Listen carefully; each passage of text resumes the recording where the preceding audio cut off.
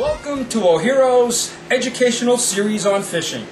Before we get started today, I'm going to talk about some fluorocarbon. Free samples have arrived at www.ohirofishing.com. So if you go to the website, you can get some free samples of the Ohiro fluorocarbon. I've been using it for about 4 years.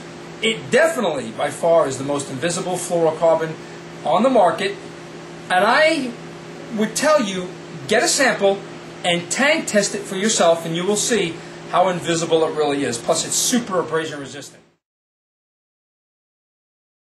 Let's talk about what the construction and what they're built out of. Rods are made out of many different composites. The most common is graphite. And you'll hear you walk into a tackle shop and you'll hear IM6 graphite, IM7 graphite, IM8 graphite.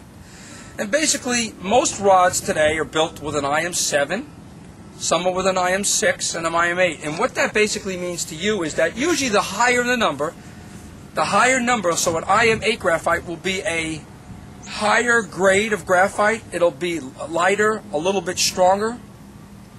You'll hear people say rods are made of carbon fiber. Well, graphite is carbon fiber when you go down towards the atoms. So the atoms are carbon fiber to build rods. So most rods you're going to bet for inshore fishing are going to be made of graphite. So an IM6, an IM7, and IM8.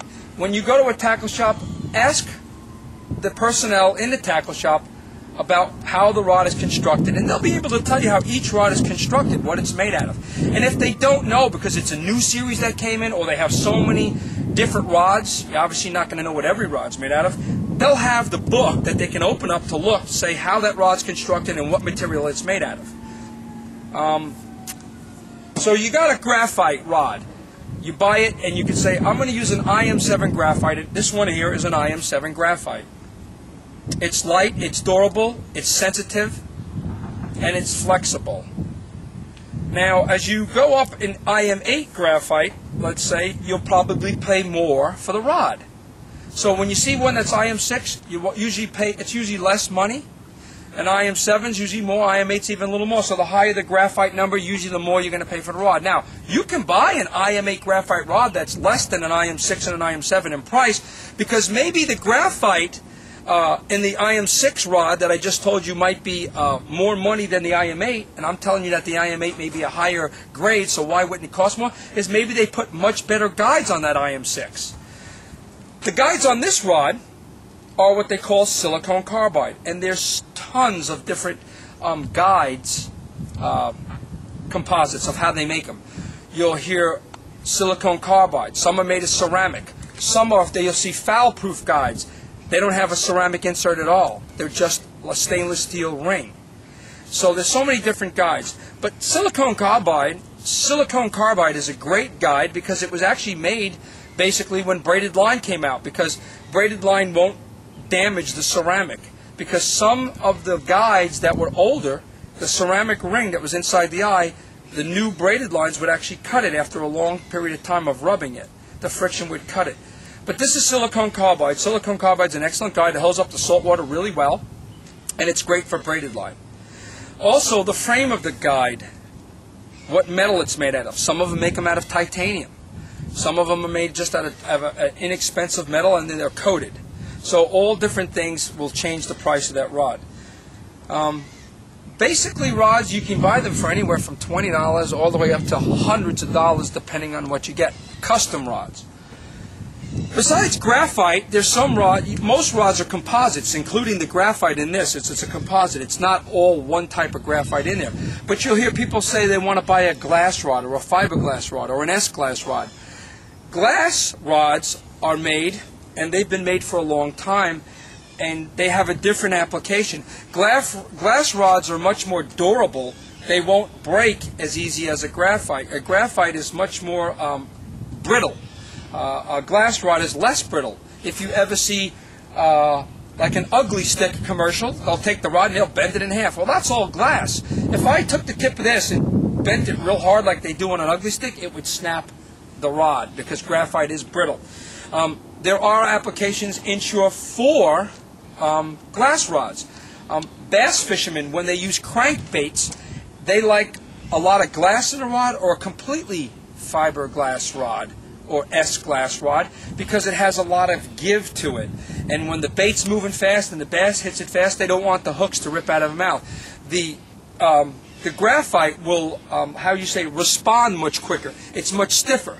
So if it's stiffer and it responds quicker, those hooks get cut hard and there's a possibility to rip out. So that's why they like graphite. If you notice, people that kingfish use graphite rods because the tip is softer. When the fish hits at 50 miles an hour and the boat's moving at 5 knots, there's a good chance that if you're using a very stiff rod, those hooks are going to rip out of its mouth. So a graphite rod is going to be better. It's softer. Graphite rods are fiberglass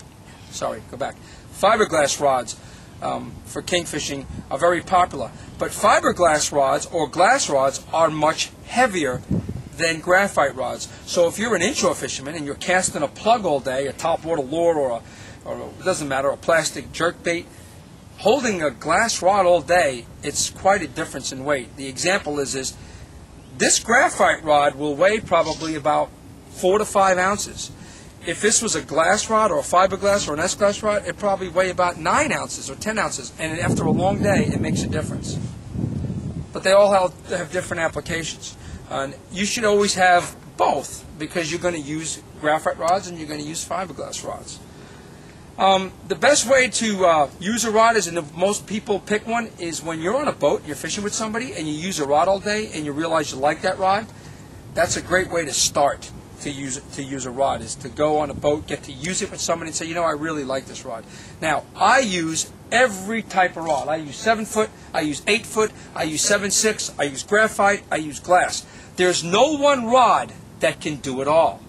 But yet, in the same breath, you can take this 7-foot rod and catch many different fish under many different situations. It's just that if I was going to kingfish, this is not what I would pick. It doesn't give me the best shot of catching all the kingfish and the biggest kingfish, but yet I can catch kingfish on it. So remember, when you go in, if you have a specific application that you're fishing for, if it's snook around the mangroves, if it's mackerel in open water, they're basically going to be kind of 2 different rods that you're going to use.